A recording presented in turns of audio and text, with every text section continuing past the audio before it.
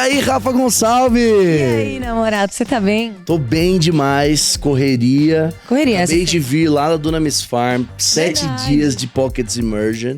Com os universitários queimando. Cara, eu tô estragado. Né? Foi um marco. Os dias que eu passei lá foi... Verdade, você também tava, né, Rafa? Foi demais, sempre mexo o microfone no meio do negócio, não devia estar mexendo.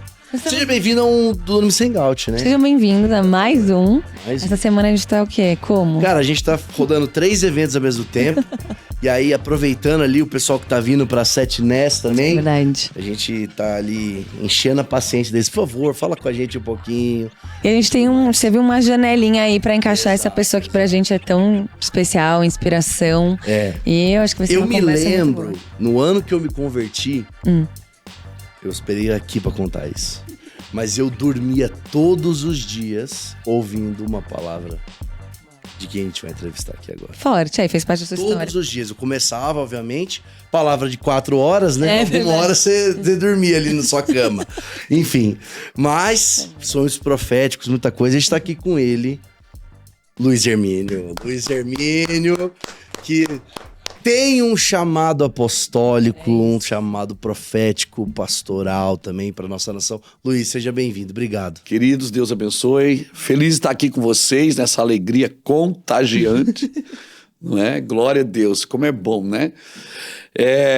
Não tem como, né, você falar das coisas de Deus e não ser alegre, né? Porque verdade. a alegria do Senhor é a nossa força. E aproveitando a oportunidade, né? Eu já falo o dia inteiro, todo dia, o dia inteiro. Né? E quando tem a oportunidade de falar gravando ainda, para mostrar para alguém... Fala mais ainda. Aí que eu vou falar mais. Gente, prazerzão tá aqui. Prazer estar com vocês. Obrigado pelo convite. Pra Obrigado gente é pela uma honra. oportunidade. muito grande. Inspira muito no seu ministério, tudo aquilo que você carrega. E eu já vou começar aqui, até pra galera entender aí. Você já deve ter visto muito podcast do Luiz aí, da história dele. A gente tá aqui pra agora só aprender, puxar aqui, aleluia, glória a Deus. puxar mais sobre você. Quer saber mais sobre a história do Luiz Hermínio? Você sabe Vai que o assistir, cara porque falou tem isso muita pra mim uma vez, um pastor falou assim, Luiz, você não vai ficar conhecido só pelo que você foi ou fez, mas por aquilo que você está se tornando, porque eu acho que isso é importante a gente falar, né? Porque pra Deus não é o que você faz, é quem você se torna por aquilo que você faz. Porque no final da vida o que vai contar não é o que você fez, é quem você se tornou. Porque muitos dirão, em teu nome eu curei, em teu nome. E ele vai dizer, mas você se tornou o quê? Eu não te conheço. Você não se tornou meu amigo, não se tornou alguém íntimo, não é? Então o objetivo é a gente entender isso. Às vezes a gente fala na força da expressão, Deus me chamou para trabalhar para Ele. Não, eu acredito que Deus não te chamou para trabalhar para Ele. Deus te chamou para estar com Ele. O trabalho nada mais é do que o extrato de um bom relacionamento. Né? Então, claro, como que você vai estar com alguém e não se envolver com o que ele está fazendo? Né? Eu estou completamente comprometido com aquilo que o Senhor está fazendo. E como fazer esse equilíbrio? Já começando aqui, então, pegando... Porque, assim, eu vejo que a gente tem uma geração bem dividida entre o pessoal que tá lá fazendo, e tem o pessoal que é bem da contemplação e tal, e gosta de estar, mas como fazer o povo que só tá fazendo, cara, ei, vamos ser um pouco mais Maria aqui, e falar pra Marta também, ei, Marta, vamos pegar a boa parte aqui, entendeu? Pessoal, eu acredito que a gente precisa entender como que a Bíblia está chamando você para viver isso. Você vai ver Davi, por exemplo, dizendo, Salmo 27, verso 4, uma coisa eu pedi ao Senhor, e eu a buscarei. Você vai ver Jesus falando para Marta, Marta, uma coisa só é necessário. E a Maria escolheu a melhor parte. Você vai ver Paulo dizendo em Filipenses, no capítulo 2, no capítulo 3, é 2 ou 3? Está na Bíblia. Não, é o capítulo 3, versículo 3 em diante, Paulo está dizendo assim, em Filipenses, uma coisa eu faço, eu esqueço das coisas que ficaram para trás e avanço. Então, eu sempre procurei fazer uma coisa. Porque se você é homem ou mulher de uma coisa só, todas as outras coisas acham o lugar delas na sua vida. Então, se você faz bem uma coisa... o hobby vai achar o seu lugar, a alegria vai achar, o passeio vai achar, a diversão vai achar, né? Então, a Bíblia é clara quando ela diz, buscai primeiro o reino dos céus. Então, a Bíblia, ela vem ensinando a gente, e essa é uma simetria que a gente tem que encontrar mesmo, sabe?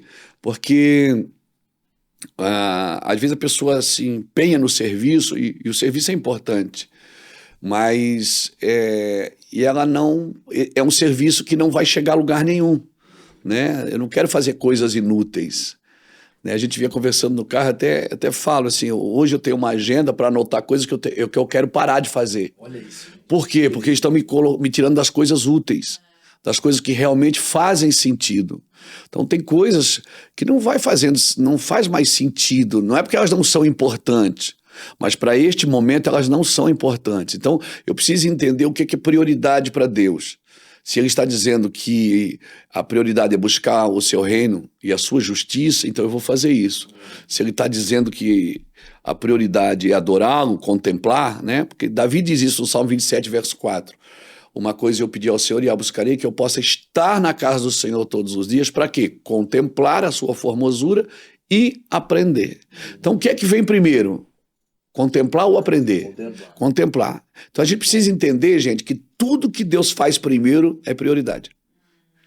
Então, no princípio criou Deus os céus e a terra. Então a prioridade é o céu. A terra, ela para servir o céu. Uma coisa eu pedi ao Senhor e a buscarei, que eu possa estar na casa do Senhor para contemplar e aprender. Então eu não aprendo para contemplar. Eu contemplo para aprender. A prioridade é essa. Voltamos, porque nosso assunto hoje vai bater na prioridade. Por exemplo, se o Senhor não edificar a casa, em vão trabalham os que edificam. Se o Senhor não guardar a cidade, em vão vigia a sentinela. O que é que vem primeiro, casa ou cidade? Casa. Então a casa é prioridade. Como que eu vou sair para edificar a cidade, para guardar a cidade, se eu não edifiquei a casa? Então eu sempre procurei ter uma lista de prioridades. Né, prioridades. Eu acho que todo servo de Deus ele precisa ser radical com ele e tolerante com os outros. Você quer estabelecer prioridades? Estabeleça para você. Né, e vai vivendo isso que as pessoas certamente elas vão ver o seu trabalho e certamente vão perceber que tem algumas coisas que são prioridades para a sua vida. E a prioridade do Senhor, né? Acho que o nosso primeiro ato de fé é querer falar com Deus. Sim. Sempre o primeiro ato de fé é querer falar com Deus. Então eu estou sempre atrás do primeiro. Buscando onde ele está. O que Deus quer primeiro?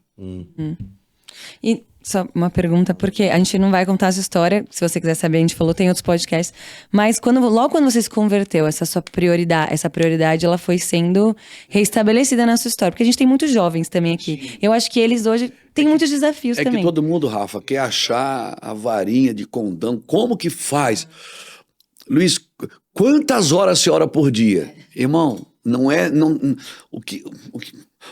o significado não está em quanto tempo eu passo com Deus, mas em quanto tempo eu passo sem Ele. Nossa.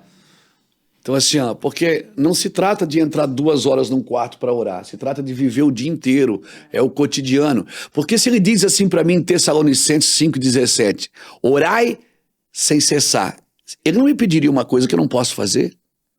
E se ele pede, então eu posso fazer. E como é que eu oro sem cessar? Dirigindo. Aí não fica estressado no trânsito. O Wi-Fi tá ligado. O Wi-Fi tá ligado, não é? Eu tô aqui com o meu iPad aberto, tem um monte de coisa que não tá aqui, mas tá na nuvem. Então o que é que eu faço? Eu acesso a nuvem. Não é? É isso. É doido. É doido, mas só que é uma doidura simples, né? É óbvio. É tão simples que às vezes a gente diz assim, não pode ser só isso. Então não gosto de falar de mim, mas isso nunca mudou na minha vida. Esses 4 pilares. Adoração. Oração e adoração são coisas diferentes. Oração, meditação da palavra e jejum. Esses quatro pés aqui, eles mantêm a minha vida. Então assim, eu preciso viajar? Preciso. Eu preciso pregar no Dunamis? Preciso. Eu preciso ir nas nações? Eu preciso fazer tudo. Né? Deus me chamou, mas se o que eu estou fazendo para mim não está firmado nesses 4 pilares, que é adoração, oração, meditação da palavra, meditar não é ler. É tão interessante que o judeu, ele não come animal que não rumina. Pode ver, o judeu não come porco. Ele só come animal que rumina. Por quê? Porque não é só ler. Às vezes eu fico num versículo 3 meses, tentando entender. Entender para quê? Para pregar? Não. Eu nunca fui na Bíblia procurando dela tirar alguma coisa. Eu sempre vou na Bíblia para ela tirar alguma coisa de mim. Por quê? Porque Deus não habita na Bíblia. Ela habita em mim. Entendeu?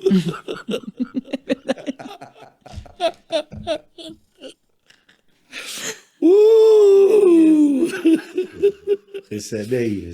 E se você acostumar a pregar sem a presença de Deus, já era. Isso é perigoso. Ficar aqui só. Você nunca mais vai buscar, né? É só pegar um monte, escrever frases e falar. Mas tem, assim, pessoal, eu sempre me preocupei em não informar, mas transmitir. Informar, eu venho aqui e informo, olha, há uma diferença de você conhecer a Bíblia e a gente diz, mas eu conheço a Bíblia. Não é a Bíblia que você tem que conhecer. Escuta isso aí, anota. Não é a Bíblia que você tem que conhecer, é de quem a Bíblia está falando. De quem a Bíblia está tentando revelar para você. Porque às vezes você conhece a Bíblia, mas não tem intimidade com Deus. Não é? Então, assim, aí quando você vai contemplar primeiro, cara, a gente acha que pode estudar Deus. Vamos fazer a anatomia de Deus, vamos abrir Deus no meio, vamos ver como que Deus... E tem gente aí dando opinião sobre Deus. Deus não gosta disso, Deus não gosta daquilo, Deus disso, Deus... Não, gente. Quem sou eu para dizer o que Deus gosta? Luiz, já que então, assim, vamos falar de prioridades. Prioridades. Quando a gente está falando de prioridades, sei que você trouxe já esses 4 pilares, mas a gente vê uma coisa que queima o nosso coração, ver o teu ministério, é que você sempre foi assim. Sempre se manteve queimando. Eu vou ficar um velhinho chapado, irmão. Eu faço 57 anos daqui a um mês, em fevereiro, né? Em fevereiro, não vou falar um mês, porque vai que você assiste esse podcast em uma outra Presente, época. passado, futuro. Eu vou fazer no dia 25 de fevereiro 57 anos. E as pessoas às vezes dizem, você vai ver com o tempo, né? Você vai... Falou isso para os jovens, eu já queimei assim antigamente. Você tem muita experiência, não. Eu nunca permiti que a experiência me roubasse da revelação. Nossa. Eu tenho experiências e elas são fantásticas e eu nunca vou esquecê-las. Mas eis que faço nova todas as coisas. É novidade de vida. O maná é para hoje. O maná é para hoje. Tem maná que é para o dia, cara. Você não guarda maná para outro dia. Não é? Então a gente precisa entender. E eu anoto tudo que eu prego. Se você pegar meus materiais, eu escrevo 2, 3 livros por ano. Porque eu quero deixar coisas prontas para os meus filhos, para as minhas netas, para a nossa geração que vem depois. Não vou guardar nada para mim, eu vou me esvaziar, eu quero morrer vazio. Eu vou morrer vazio. Derramar tudo, Vou né? derramar tudo. Eu sinto muito isso, uma geração... Você falou hoje no almoço uma palavra que eu falo também. Obesa espiritualmente, que tá recebendo... Porque, pensa, antigamente era difícil, você tinha o seu pastor lá na tua igrejinha. Hoje em dia, graças a Deus, você tem internet, você tem livro, você tem acesso a tanta glória a Deus coisa. por isso. Mas o que você vai fazer com isso? Glória a Deus por Ou isso. você vai se alimentar e não fazer nada com isso. Com certeza. Então, assim, porque não é só pregar. Rapaz, eu com meu iPad aqui, meu computador em casa, eu devo ter mais de 5, para não ser exagerado, 5, 6, 7 mil esboços de mensagem. Se eu quiser abrir, eu prego uma mensagem por dia, eu posso pregar os próximos 15, 20 anos sem repetir um texto. Mas não é o que eu quero dizer, é o que Deus está querendo dizer. Porque assim, às vezes eu quero falar uma coisa e Deus manda eu falar outra. Eu posso estar pregando a palavra de Deus sem estar falando o que Deus está dizendo. Porque a Bíblia diz assim, mas eu sei. O que muda a vida das pessoas não é o que eu sei, é o que Deus disse.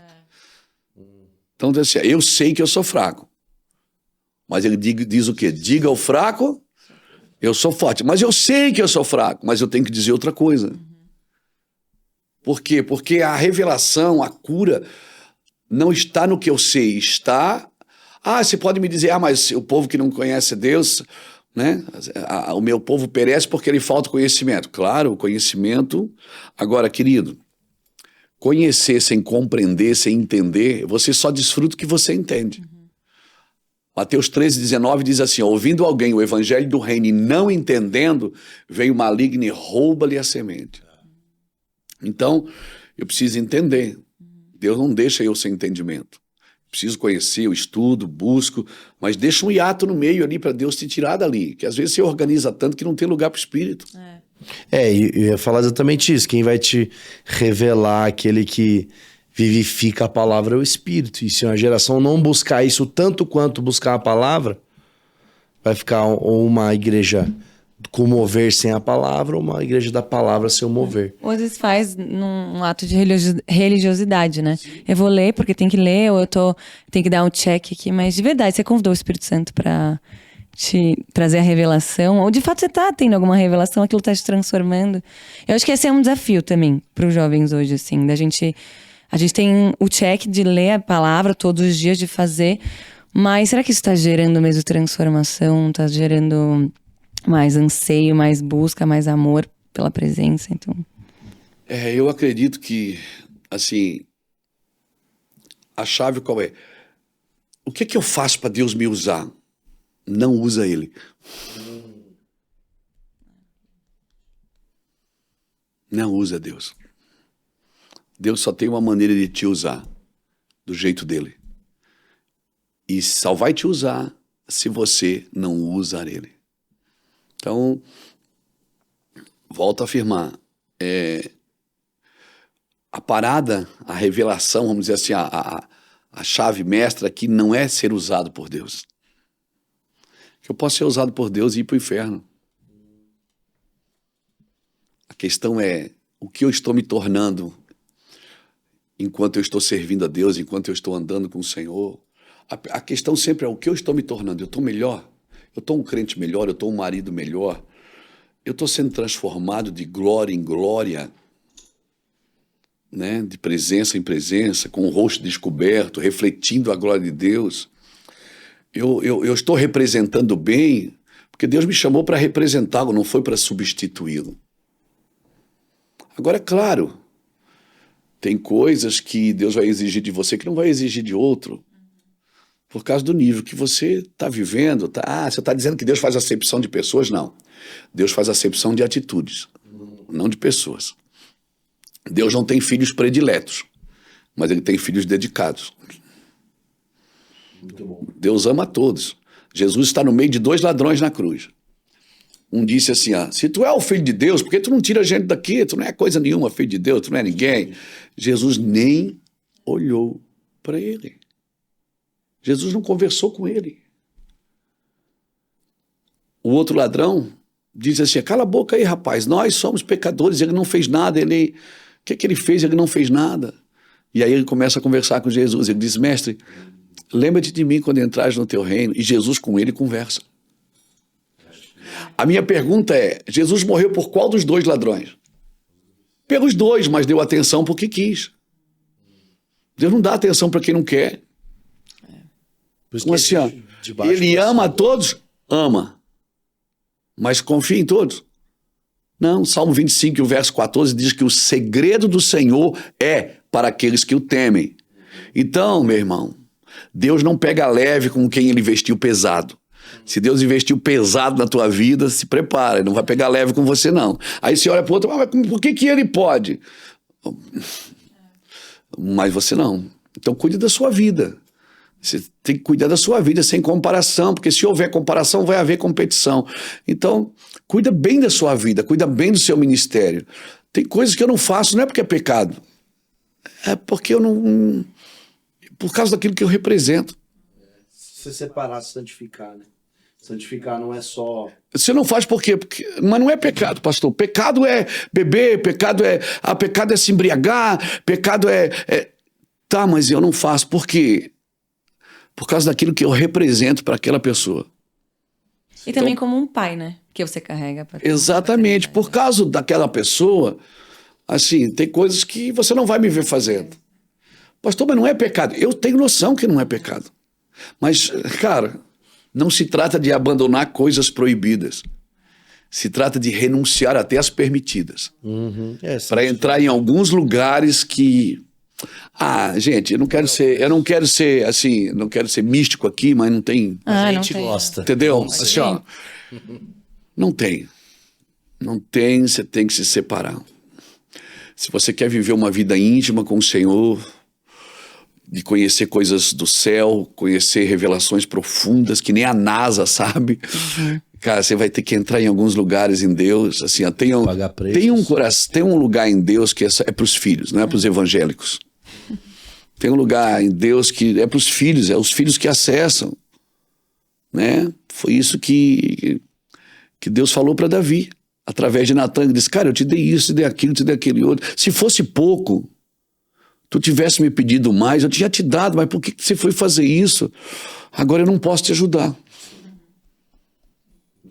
Né? Então, assim, tem alguns lugares que Deus vai falar com você que não vai falar com outro. Deus vai ter algumas exigências. As exigências de Deus, para mim, elas são para os íntimos. Entendeu? O religioso, quando Deus exige uma coisa dele, ele quer exigir do outro. Não, eu exijo de você, faça você. Deixa o outro ter a revelação dele. Através até da sua vida sendo mudada por Deus, né? Exato. Então, assim... Alguém pode dizer assim, mas isso aí você alcança a dignidade? Não. Cara, eu não estou aqui para ser... Eu não estou procurando dignidade, eu estou procurando ser tocado pelo Espírito. Porque é Ele que me dignifica. Porque se eu achar que eu fizer tudo certinho, o Espírito Santo vem, pronto, eu já formei uma religião. Porque o Espírito Santo não vem porque eu mereço, ele vem porque eu preciso, ele vem porque eu não sou capaz sem ele. Mas depois que ele veio, pô... Então a minha palavra sempre é, gente, se você quer viver a sua vida do seu jeito, por que você entregou ela para Jesus?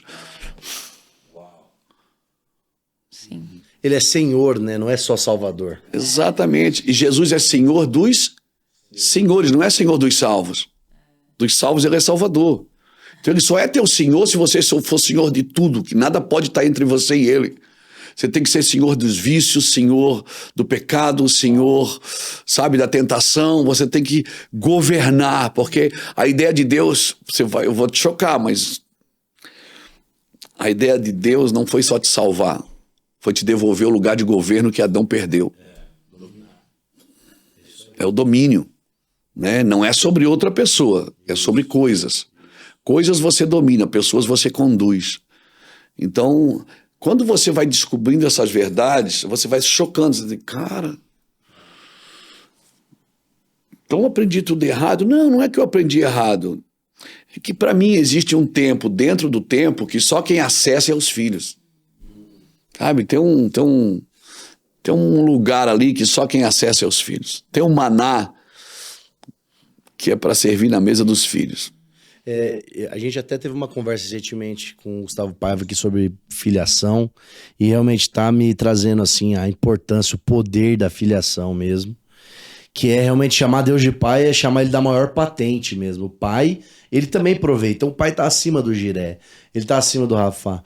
E aí pensando na questão do filho, do mesmo jeito que eu tenho que pegar tudo que significa ser pai, eu tenho que ter tudo que significa ser filho. Porque na realidade, a gente no nosso ministério, a gente trabalha muito nessa vivência de paternidade, né? Não de paternalismo. Paternalismo é você botar tudo debaixo do braço e dizer que é seu, né? Paternidade não. Até porque eu não estou cuidando dos filhos, eu estou cuidando dos próximos pais. Pai gera pai. Eles vão ser pais também, mães também. E quando fala da paternidade, também tem a ver com a figura feminina. Porque quando Deus ele vai falar de afeto, ele usa a figura da mãe. Ele diz, pode uma mãe abandonar seu filho que amamenta? Eu, porém, o Senhor não te abandonarei. Ele está falando de afeto. Quando ele vai falar de provisão, ele usa a figura do homem. Ele diz, pode um pai dar uma cobra quando o filho pede um peixe? né? Uma pedra quando ele pede um pão, vós que sois maus, sabe das boas coisas aos vossos filhos, imagine o pai que está no céu. Então, provisão e afeto está na figura do pai e da mãe. Eu fui um cara criado sem pai. Assim, meu pai foi embora de casa, eu tinha 12 para 13 anos. Hoje meu pai é meu amigo, Jesus entrou, né, na nossa conversa, né? Mas uma criança criada sem pai, ela tem principalmente 3 dificuldades. Toda criança criada sem pai, ela tem dificuldade de ver Deus como pai. Então ela tem problema com proteção, com direção e com limites. Porque são 3 coisas que o pai proporciona para um filho: proteção, direção e limites. Porque conselho qualquer um pode dar, mas destino quem dá é o pai. Proteção, se você não tem alguém que te protege, você cria suas próprias proteções. E limites, se você não tem alguém para te parar, dizer para, você está errado, você continua. Então muitas pessoas hoje não conseguem ver Deus na versão pai, não é? Porque foram criados sem pai. Às vezes até de pai vivo, mas não teve o afeto, não teve a proteção, não teve a direção, não teve o limite, né? E aí, um Deus você serve com sacrifícios, um pai não, um pai é com honras. E quando é que eu sei que eu honro? Quando sacrificar não foi mais um sacrifício. É um princípio de honra, eu estou honrando, eu quero fazer isso, não é? Então o meu trabalho hoje no ministério, principalmente, é trazer essa linguagem. Deus é seu pai. Então não compre amor pelo serviço. Não faça algo para se sentir alguém, né? Porque você é herdeiro. Filho é herdeiro, ele precisa nascer para ter, ele não precisa fazer. Agora, é claro, né? O filho faz o que vê o pai fazendo. Então, toda religião pode te levar a um Deus, mas só Jesus pode te levar a um pai. Só Jesus te leva ao pai. O cristianismo te leva ao pai. Foi isso que Jesus veio fazer. Porque Jesus morreu porque se fez filho de Deus. João fala isso. Quando Anás e Caifás vão diante de Pilatos, eles dizem, olha, ele precisa morrer porque ele se fez filho de Deus. Então, a causa da morte de Cristo, assim, porque o judeu, ele não acredita que o filho, Deus tem um filho. Por isso que quando Pedro revelou, tu és o Cristo, até aí tudo bem. Eles esperam o Messias. Mas quando ele diz, tu és o Cristo, o Filho do Deus vivo, aí Jesus disse, não, Pedro, foi o Pai que te revelou, porque ninguém sabe disso. Isso aí só o Pai sabe. Né? Só o Pai pode trazer isso para o coração de alguém. Então, quando Deus quis se revelar para a humanidade, ele não mandou um livro, ele mandou o Filho. E para o Filho, através do Filho, a gente vê o Pai. Então, quando a pessoa tem essa revelação da paternidade de Deus, aí por aí você já liberta 80% da vida dela, já foi para o lugar, porque foi o que aconteceu com a gente, comigo, com meus irmãos, né? Tinha ódio do meu pai, hoje não, eu tenho amor pelo meu pai eu tenho 70 e vai fazer 78 anos, então, tipo assim, eu tenho amor por ele, o velhão, a gente curtiu pouco a vida, mas a gente, né, ele vai ser salvo, vai viver a eternidade. Então, nós entendemos, e hoje,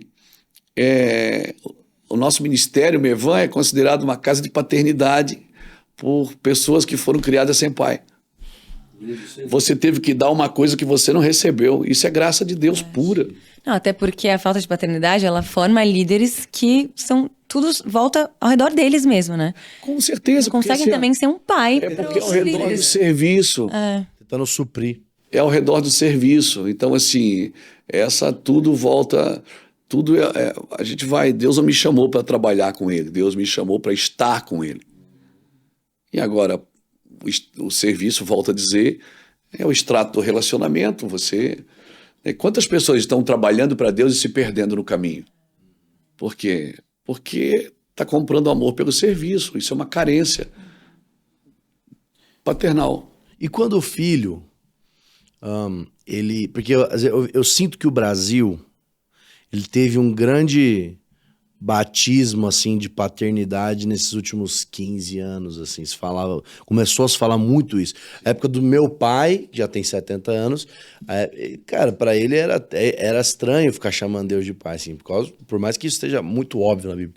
Eu sinto que a gente teve esse batismo, mas eu também sinto que ainda tem muita gente que não foi tão completo a ponto de entender, por exemplo, a questão da honra, como você falou. Então, talvez parou só no lugar onde o pai vai pegar no colo e vai tratar as feridas, que é papel do pai, mas agora o papel do filho para com o pai, que também não é só o serviço, mas é a honra. Ele entender que, não tem que ficar pagando preço, não é um sacrifício. Sim, verdade, mas e a honra? Que eu tenho que agora poder honrar o meu pai? O que eu tenho que trazer de volta? Sinto que falta um pouco também disso. Rolou, deixa eu ficar aqui no colo do meu pai, ótimo. E o próximo passo? Na realidade, é aquilo que a gente falou um pouquinho antes. Então, o que acontece? A pessoa que não recebeu paternidade, ela tem dificuldade de exercer paternidade. Aí acaba exagerando no paternalismo. Né? Porque, às vezes as pessoas dizem assim, o pastor Luiz é a nossa cobertura e tal. Eu tenho um pouquinho de cuidado com essa palavra, tudo bem, mas... Porque às vezes a cobertura... ela me impede de crescer. Então eu prefiro dizer que é fundamento. Porque no fundamento você pode construir qualquer coisa, se estiver bem fundamentado. E o fundamento é Cristo. O Pai não está aqui para parar nada nele.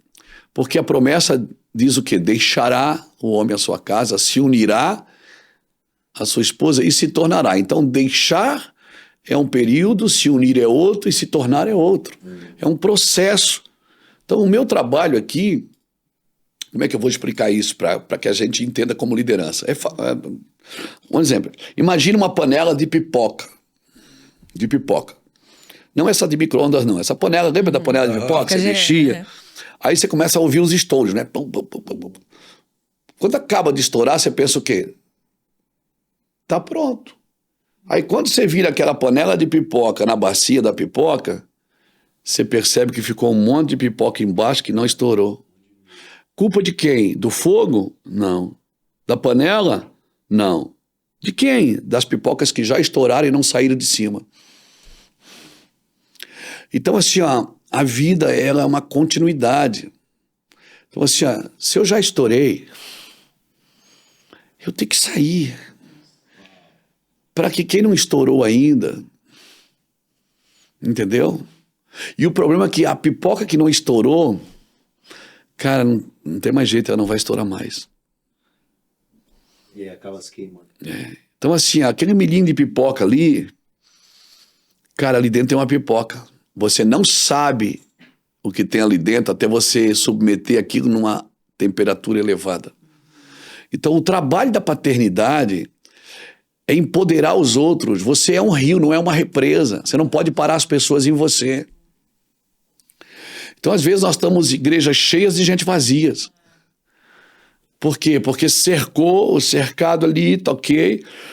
Né? Eu amo a igreja, eu sou pastor de igreja.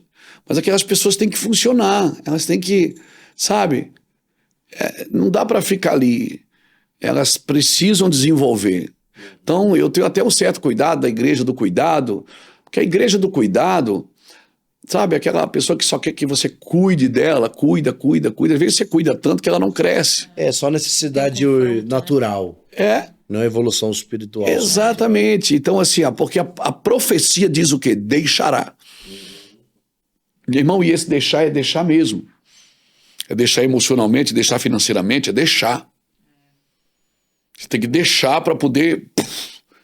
Quando você for levado a uma certa temperatura... aquilo vem para fora.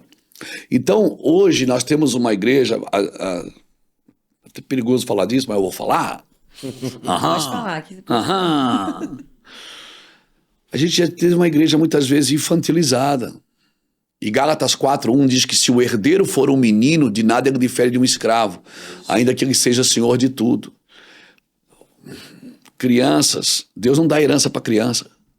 Vira um escravo. Escravo da imaturidade. Eles estão debaixo de tutores até chegar à idade que eles precisam. Então, o trabalho de um líder hoje é desenvolver as pessoas, não é só cuidar. Estou cuidando das minhas ovelhas, estou cuidando, cuida, mas ninguém chega em lugar nenhum. Eu acredito na igreja do desenvolvimento. Encheu a panela? Sai. Vai. Encheu a panela? Vamos para cima, vamos continuar, dar uma continuidade, porque, né, tá vindo uma geração aí. E você acha que, entrando num assunto que eu queria falar aqui, a gente almoçou agora há pouco e tá na minha cabeça isso.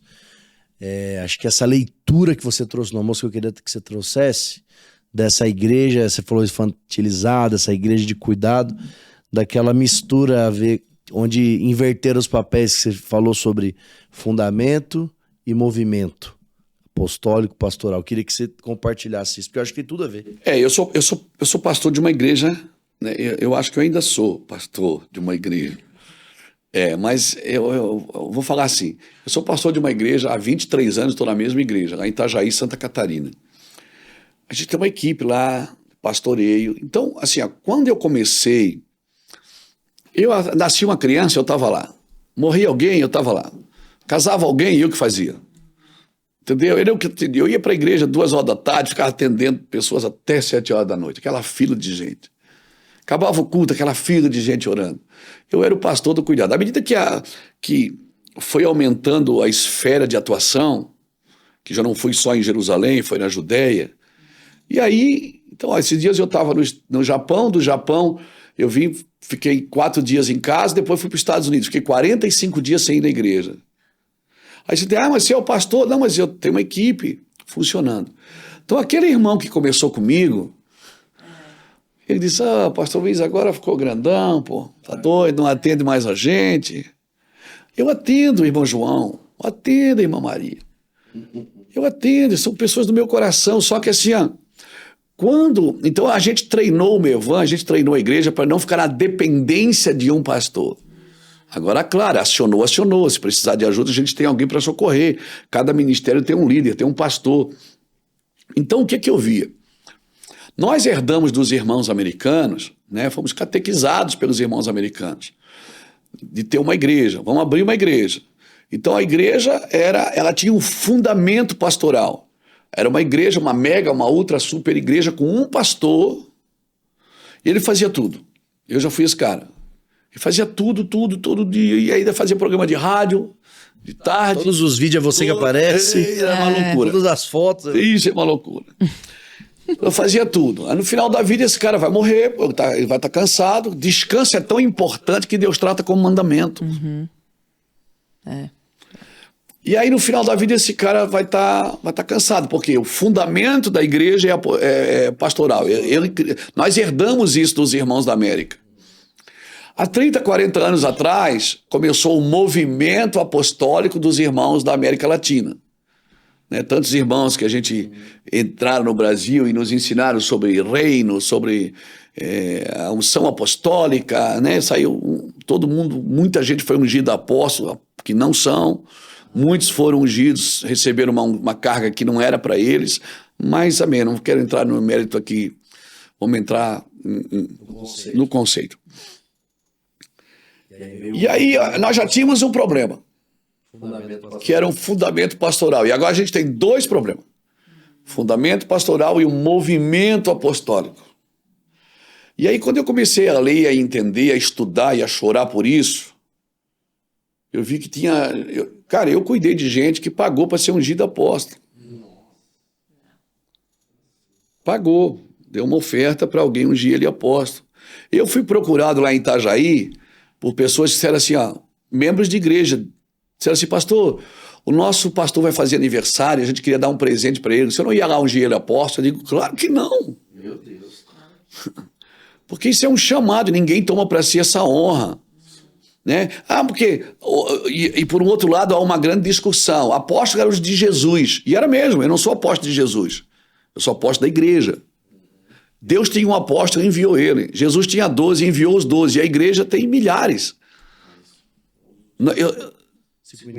Entendeu? Eu sou apóstolo do funcionamento ministerial, dos 5 ministérios. Claro que eu não estou entre os 12, então é uma grande discussão de muitos irmãos, né? que discutem, já saiu meu nome até em livros, falando contra os apóstolos. Eu sei quem eu sou no Senhor e também, você não tem que me chamar de apóstolo, de pastor, meu nome é Luiz Hermínio, chama de Luiz Hermínio, mas tem que respeitar, quer respeitar? Pratica o que eu estou ensinando. Já é o bastante, não é? Então nós tínhamos uma igreja com fundamento apostólico e aí com movimento pastoral. Quando eu comecei a estudar e entender, o Senhor falou assim, Luiz, é assim, ó. A igreja tem um fundamento apostólico e um movimento pastoral de um pastoreando o outro, cuidando do outro, visitando o outro, porque daí isso sai da esfera de um pastor que faz tudo. Então esse pastor, ele tem tempo para ler, para estudar. Cara, você acha que se eu tivesse o dia inteiro atendendo pessoas, eu teria tempo para estudar as escrituras, para ensinar? Você acha que eu teria tempo? Não teria. Então Jesus fazia o quê? Jesus, ele buscava o Senhor de madrugada, durante o dia servia os seus discípulos, tanto é que Jesus servia os discípulos separadamente, perceba. Ele falava aqui por parábolas e depois ele chamava os discípulos e sentava com eles e ensinava-os. Então a igreja ela precisa voltar para o fundamento apostólico. A igreja é apostólica, ela não é pastoral. Ela é apostólica. A palavra ainda é ide por todo mundo e pregai o evangelho a toda criatura. Quem crer e for batizado será salvo. Quem não crer será condenado. Essa é a palavra para a igreja e a igreja é apostólica. Então se ela cria um gueto para ficar ali para o resto da vida, você não pode chamar essa igreja de Jesus, porque Jesus nunca teve essa ideia. Essa ideia nunca foi para a igreja. A eclésia é tirados para fora. Sabe? Então assim, nós estamos enchendo a panela, a pipoca já estourou e tem crianças nascendo e elas não crescem. Por quê? Porque nós precisamos crescer, gente. O sacerdote levítico, depois dos 50 anos, ele parava de fazer o serviço sacerdotal no tabernáculo. Ele transcrevia a lei, ele enchia os candelabros de azeite e parava os pavios. Esse era o trabalho dele. À medida que ele ia envelhecendo, ele ia mantendo a lei intacta, mantendo a revelação. Ele mantinha os candelabros cheios de azeite e mantinha os pavios acesos. O que eu aprendo aqui? Continuidade. Uma geração contará as maravilhas para outra geração. Se a geração do justo for abençoada, a sua descendência será poderosa. Então, assim, vou fazer 57 anos, daqui a pouco eu tenho 60, daqui a pouco 70, daqui a pouco 80, e espero que o Senhor, né, me dê vida para suportar algumas coisas, mas... E depois? Quem vai continuar? Eu estou me preocupando com as próximas gerações, eu estou fundamentando bem isso, ou alguém vai ter que começar tudo de novo? E às vezes a gente diz assim, Deus está levantando uma nova geração. Querido, Deus não quer levantar uma nova geração, Deus quer levantar a próxima geração. Se Deus tiver que levantar uma nova geração é porque a anterior falhou em transferir o bastão. Nós estamos aqui para transferir o bastão e cada geração tem uma linguagem. Abraão desceu ao Egito. Deus reprovou ele. Reprovou essa atitude, não ele, mas a atitude. Para Isaac, Deus falou o quê? Não desça ao Egito. Para Jacó, Deus disse o quê? Desça ao Egito com teu filho. Cada geração teve a sua linguagem. Há um tempo e um modo para todas as coisas debaixo do céu. E a igreja é profética. Ela está trabalhando para a volta de Jesus. Ela não trabalha para construir algo e ficar ali dentro. A igreja é profética. Se ela não for profética, ela vai se tornar patética. A igreja é profética. E as pregações têm que ser proféticas. A esperança é profética. O discipulado é profético. Você não está preparando pessoas só para esta vida. É para que vem depois. E eu comparo um profeta com um estilista de moda. O estilista de moda, ele está sempre numa estação na frente. Ele está aqui no inverno, no verão. 40 graus no verão. E ele está desenhando casaco de pele. Uau. E aí, quando ele mostra o casaco de pele para alguém, alguém diz, você é louco, cara, 40 calor. graus, você tá... Isso aí é inútil. Com isso. Mas as pessoas precisam entender que a estação vai mudar. Então, o estilista... Eu comparo muito um profeta com um estilista de moda. Que está sempre numa estação na frente. Profeta não é para mostrar o defeito, irmão, é para mostrar o caminho. Profeta não é para mostrar o defeito. Então, tem um monte de gente mostrando o defeito da igreja, a nudez da igreja, não sei o que da igreja. Meu irmão, não bate na igreja não, a igreja é de Jesus. Muito bom. A noiva é do noivo. Então, tipo assim... Não, muito bom, maravilhoso. Caminhando pro final aqui, sei que a galera tá curtindo muito aí, já comenta aí pra gente poder ter uma parte 2. Mas também, mais tempo pra gente dar também. Daqui a pouco ele já vai pregar, então a gente quer dar um tempo de descanso. Mas uma outra coisa, uma leitura que o senhor fez, queria ouvir muito aqui, e acho que é totalmente conectado com o que você tá falando, a gente tá falando aqui com uma geração de jovens, adolescentes, que hoje em dia a gente tem muito evento, muita conferência, e é uma geração empolgada, que gosta, que participa e vai pra cima. Mas será que de fato essas conferências elas estão com seu propósito real? E hoje mesmo, antes do senhor falar isso pra mim lá na mesa do almoço, o Theo tava falando isso dessa conferência que a gente tá falando. A gente entende por que a gente tá fazendo a Setness, que é onde o senhor vai pregar hoje à noite. Então eu queria que você falasse um pouco os propósitos, para realmente não ser só essa bagunça gospel, só aquela salada de fruta que eu chamo um monte de pregador diferente, um depois do outro. Eles vão, cada um prega uma coisa e, nossa, foi muito legal, tirei minha foto, amanhã eu tô igual. E se quiser falar nome, fala. Tô brincando. Mas assim, ó. Vamos lá. Conferência vem para conferir. Então eu tenho que conferir o que Deus está cantando, que nós estamos adorando a Ele. Se nasceu alguma música nessa conferência, alguém profetizou o que para quem? Anota. Toda conferência, para mim, precisa ter um escriba. Acaba a conferência, vamos sentar com a liderança, vamos ver o que Deus falou com a gente nesses 7 dias. Porque senão vira programa. E programa não gera filhos, gera garotos de programa. E garotos de programa têm intimidade por dinheiro, não para gerar a próxima descendência. Por isso que eu estava me segurando aqui. Então, eu não estou falando, por favor, dessa conferência, gente. Estou falando das conferências. Eu também sou pastor e faço conferência. De 11 a 21 de abril, tô brincando. Pode falar, fala aí. De 11 a 21 de abril, Convenção Internacional dos Filhos Ministeriais, encorajando os pais e habilitando os filhos. Amém? Glória a Deus, Itajaí, Santa Catarina. É nós.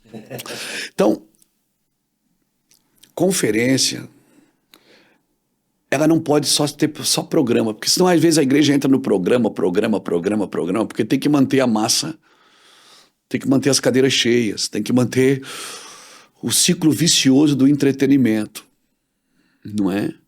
Então assim, programa só gera garotos de programa, não gera filhos, né?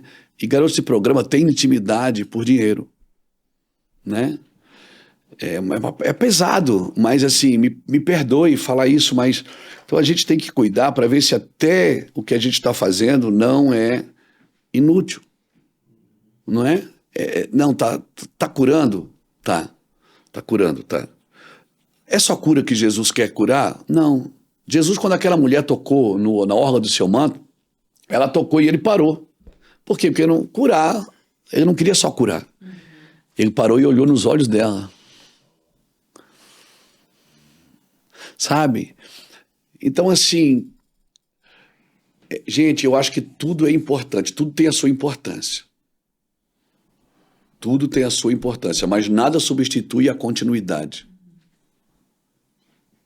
Quando eu voltar, você começou esse podcast falando que né, que o Luiz faz a mesma coisa há muito tempo, com a mesma paixão, e o dia que você perder as lágrimas, o dia que você, cara, que os números for mais importantes para você do que a continuidade, e é perigoso, a gente tem que tomar conta. Eu tenho que fazer um reset de vez em quando. De vez em quando eu cancelo tudo, risco tudo, digo, amor, vou ficar em casa. Eu quero estudar, eu tô me sentindo muito carnal. Tô pensando coisa que eu não devo, tô olhando para lugar que eu não devo, tô com raiva. Raiva por quê, cara? Sou salvo. Isso é carne. Cara, e o que alimenta o seu espírito é a palavra de Deus. Então, assim, então nós temos que definir se nós estamos vivendo avivamento ou picos de avivamento. Porque picos de avivamento não garante para a próxima geração a continuidade. Avivamento não é a tampa voando, é o fundo caindo. Avivamento não é quando você sai alegre com o pregador, é quando você sai triste com você mesmo. Avivamento é quando a palavra confronta a sua mente para revelar seu coração. Avivamento é quando acaba um culto, você entra no carro, no ônibus, no trem, na bicicleta. Cara, tem que mudar tudo. Avivamento é para causar uma confusão, um distúrbio dentro da sua cabeça. Você fica assim, cara, eu preciso mudar. Sabe? Avivamento é como ir na academia, vai mexer em músculos seus que você não costuma mexer todo dia. E quando mexe, dói. Microlesões. Exato, dói. Entende? Mas é uma dor que você sabe que está fazendo você crescer, que a dor do crescimento é diferente da dor do sofrimento. Então a igreja, nós igreja, não é a igreja, nós somos igreja. Nós precisamos acordar para isso. Vamos conferir, vamos fazer conferência, vamos fazer retiro, cara, vamos fazer escola. Eu acordo tudo. Eu sou o cara no movimento, eu gosto. Eu tô direto. Você vai, entra nas nossas redes lá, é movimento. A gente tem trabalho todo dia. Domingo eu tenho 3 cultos na igreja. É loucura. Eu e o Charles estamos toda semana em algum lugar, né? Sabe? Mas sempre com cuidado para que a pipoca que já estourou não ocupe. Tem um texto, eu preciso ler esse texto. Está aqui na Bíblia. Está na Bíblia, né, irmão? Eu acho que está. Anota aí, vai anotando. Gênesis 18. Gênesis 18, versículo 17, diz assim, disse o Senhor, ocultarei eu a Abraão o que eu faço? Deus está dizendo, eu não vou ocultar de Abraão o que eu faço, visto que Abraão certamente virá a ser uma grande e poderosa nação, e nele serão benditas todas as nações da terra, pois eu o escolhi para que ordene os seus filhos e a sua casa depois dele, para que guarde os caminhos do Senhor, para que pratique a justiça e juízo, a fim de que faça vir sobre Abraão tudo acerca dele, aquilo que eu tenho falado. Em ti serão benditas todas as famílias da terra. Abraão viu isso, mas está se cumprindo. Então, o seu cuidado sempre tem que ser, e depois? E segunda-feira? E segunda-feira? O que eu vou fazer na segunda? Ganhei esse dinheiro aqui, tá? E agora? Eu digo lá para os nossos irmãos assim, se Deus está te dando dinheiro, cuidado. Porque Deus só tem um motivo para te dar dinheiro. Para você ser provisão para quem não tem. Deus só tem um motivo para te deixar famoso, conhecido, pá. Não é por causa de você, não. É para você ser voz para quem não tem.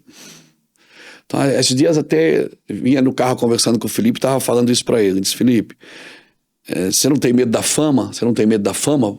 Eu não tenho medo da fama. Por quê? Porque eu tenho uma causa para ela. Se você tem uma causa para tudo que Deus está te dando, cara, isso é protetivo. Cuidado, a popularidade não te protege. O que te protege é a missão. A popularidade empurrava Jesus para o trono, mas a missão empurrava ele para a cruz. Então, se você viver na missão, você está sempre lidando com a cruz todo dia. E na cruz, cara, quem morre é você, não é mais ninguém, não. Então, esse cuidado eu sempre procurei ter. Vamos fazer? Vamos. Por quê?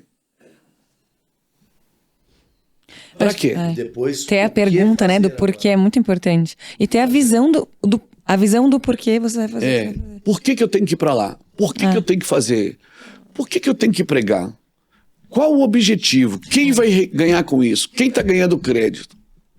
Então, tudo isso, cara, isso para mim é sobrenatural. Então, assim, vamos fazer o que nós temos que fazer, mas vamos fazer contas para ver para onde nós estamos indo por aquilo que estamos fazendo. Para mim, isso é muito importante. Muito bom. Luiz, muito obrigado por esse tempinho aqui com a gente. Tenho certeza que eu tô sendo muito impactado aqui. Eu tava me lembrando aqui, eu até dei uma viajada que eu tava me lembrando quando eu era estagiário, cara, da Jaque Motors. E sabe o que eu fazia? Eu ficava escutando a pregação do Luiz Hermínio. E aí eu escutei uma que você falava justamente da questão da garota de programa, que a noiva não pode se vender, né? E aí você falou parecido, eu comecei a viajar. Eu nunca imaginaria estar aqui, mas enfim, não tem nada a ver com o podcast isso aqui.